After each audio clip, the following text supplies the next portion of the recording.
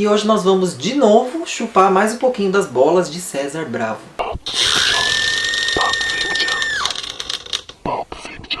Hoje eu venho pra vocês falar um pouquinho sobre o Ultra Carne. E assim, gente, essa é uma resenha que pra mim é muito especial, porque este daqui é o primeiríssimo livro físico, né, publicado por uma editora do nosso ilustre César Bravo, que é o nosso mestre do terror nacional. Tá todo mundo cansado de me ouvir falar de César Bravo. Aqui no canal e no Instagram também eu já falei demais. E realmente o cara é bom, gente. E saiu então esse livro que foi pra gente uma surpresa da Dark Side Books, né?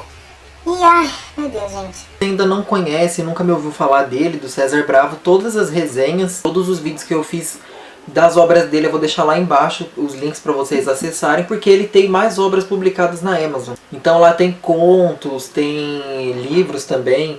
Lá tem o Caverna de Ossos, vocês precisam ler Caverna de Ossos urgente. Ultra Carne é um livro de 4 novelas. São 4 novelas que se passam no mesmo universo e digamos que uma é a continuação da outra. Então o livro ele meio que é uma história só dividida em 4 partes, como se fosse um romance, só que com 4 pontos de vista. Então esse daqui é aquele livro que você tem que ler na ordem que estão os contos. O primeiro conto é chamado de O Abandono.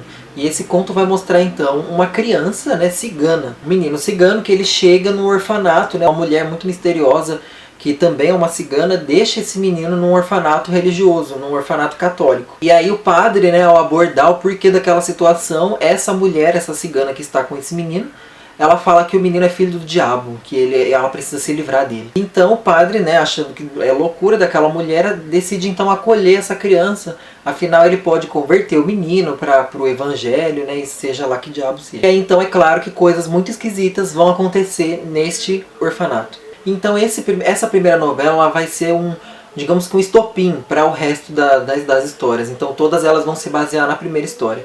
Então ela, digamos que é a mais importante do livro. O segundo conto se chama Gênesis. E aqui nós vamos ter muito tempo depois daquela história do orfanato. Então se passou já alguns anos. E nós temos esse homem, né, que se chama Noah. E ele é um pintor. Só que, tipo assim, apesar do talento que ele tem para pintar, né, e para fazer quadros e tal, ele é um pé rapado, entendeu? Ele não consegue fazer sucesso com as obras dele e o sonho dele é conseguir esse sucesso.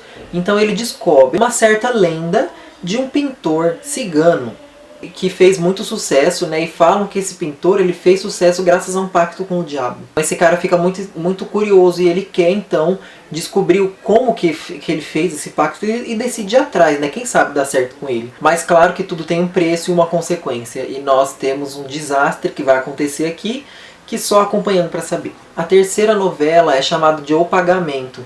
E aqui nós vamos ter de novo, né, uma continuação de toda essa história. Nós temos um homem que ele é técnico de informática, então ele é técnico de computador mesmo. Ele vai nas residências consertando o computador dos outros. E ele tem uma vidinha super merda, assim, sabe? Uma esposa horrorosa, e ele detesta o trabalho dele e tal. Um dia ele recebe um chamado para ir consertar um computador numa loja de artigos religiosos. Só que assim, essa loja ela é super bizarra e quem conhece o César Bravo sabe que ele descreve o negócio do pior jeito. Tem cabeças de defuntos e velas, uma coisa horrorosa. E aí ele chega nessa loja e ele se depara com uma cigana. A cigana então fala que depois que ele conserta o computador, a cigana fala que ela não tem dinheiro para pagar ele, mas que ela vai dar uma coisa muito melhor do que dinheiro. Então ela leva esse cara para os fundos da loja e lá ele encontra uma estátua, né, muito esquisita, e eu não vou falar detalhe nenhum dessa estátua porque é muito legal a descrição dela. E essa cigana fala que ele pode falar um pedido e sussurrar esse pedido no ouvido da estátua que ela vai atender.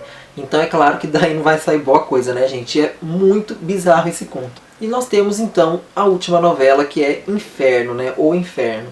E aqui, assim, gente, até então tudo que eu li do César Bravo nunca tinha o ponto de vista de uma mulher. Esse livro ele vai narrar o ponto de vista só de protagonistas homens, né? Do ponto de vista masculino. Então eu fiquei meio enjoado, eu fiquei meio enojado com isso. Porque que só homens, né? Isso me dava... Eu peguei um certo nojo da filha da putagem masculina, né? Eu fiquei pegando raiva da raça masculina. E aí eu fiquei sentindo falta disso, sabe? De uma mulher, cadê o ponto de vista de uma mulher? Né? E a protagonista feminina, cadê? Não tem? E aí chega Lucrécia. Lucrécia, assim, ela vai fuder com tudo. Vai contar a história dessa mulher, que ela é uma garçonete, né? E ela se chama Lucrécia. E aí ela trabalha num fim de mundo, né? As histórias do César Bravo sempre vão estar num fim de mundo, numa boqueira, né? Então ela trabalha num restaurantezinho bem horrível. E aí, certa noite, um grupo de homens entra nesse restaurante, né? E senta e começam a discutir. E a Lucrécia percebe que eles estão falando de assuntos muito estranhos, envolvendo demônio e pactos e coisas do tipo. Então ela se agacha no balcão e começa a ouvir toda a conversa. Acaba derrubando as coisas lá e aqueles homens prestam atenção nela e percebem que ela estava ouvindo tudo. Então ela vai entrar num acordo com esses caras que, assim, gente, é muito foda. O último conto ele vai narrar, digamos que toda a mitologia que estava por trás disso tudo. A mitologia do inferno, criada pelo César Bravo. Né? Então o inferno que ele descreve nessa última novela é muito diferente. Porque o inferno ele é como se fosse uma empresa, sabe? Ele é como se fosse um departamento com vários andares e cada andar faz uma coisa. Então é tudo muito profissional. Sabe? E assim, é muito interessante esse último conto. Então, assim, gente, recomendo demais o livro justamente por isso. Porque eles não são só contos jogados. Todos eles têm uma ligação entre si, tudo tem um porquê, tudo tem um motivo. Ele vai construindo isso muito bem, né? É como se fosse uma espiral, né? Ele começa pequenininho e vai se tornando uma coisa enorme, proporções imensas e devastador. Então, sem falar da edição, né, gente? Porque a edição está bem profana. Né, que delícia. As características da escrita dele são inúmeras, mas a característica da escrita do Bravo, que eu acho que vai pegar você de jeito assim, é que ele cria uma aura tão pesada na sua história, nos seus contos. Os personagens, todos eles são personagens horríveis, gente.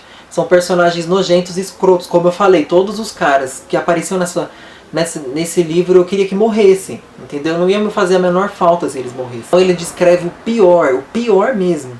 Entendeu? Se tem uma coisa horrível, ele deixa aquilo 10 vezes mais horrível. E ele escreve e ele exagera nessa característica pesada e aquilo vai te dando asco. E aí você termina de ler o livro, como eu falei várias vezes, você vai tomar um banho pra se livrar daquilo. O terror desse livro é desse tipo mesmo. Ele é um terror gore, ele é um terror escrachado. Gente, 5 vassourinhas pro livro, não tem como dar menos realmente. Então assim, eu queria agradecer, cara, a Dark Side Books por ter trazido esse cara, colocado ele mais em evidência, né? Porque o César Bravo ele começou aos poucos na carreira dele, né? Ele foi construindo tudo muito devagar, ele foi investindo muito nos leitores dele. Porque mesmo quando ele ainda não tinha o selo de uma editora, ele já tinha uma legião de fãs, né? E eu descobri o César Bravo por essa legião de fãs. Então assim, é uma coisa que vale muito a pena, né? A gente sabe que quando a pessoa tem talento, ela vai no melhor, né? Não tem como dizer algo menos que isso. Sim, Darkseid, traga mais César Bravo pra gente, porque esse livro me rendeu boas gozadas. É isso, gente. Espero que vocês tenham gostado aí do nosso bate-papo sobre o livro Ultra Carne. Siga Darkseid nas redes sociais. Segue lá embaixo, tá todos os links lá embaixo. Me siga no Instagram também. Se curtiu, dê um like, se inscreva e compartilhe o vídeo. Valorize a escrita nacional, tá, gente? Não tenham preconceito por nada, porque é brasileiro, é porque é editora e blá blá blá. Não, leiam, que a gente tem que valorizar o que é bom. O que é ruim, tem muito autor ruim, né, nacional. Mas vamos valorizar o que é bom. Então é isso, espero que vocês tenham gostado e até a próxima.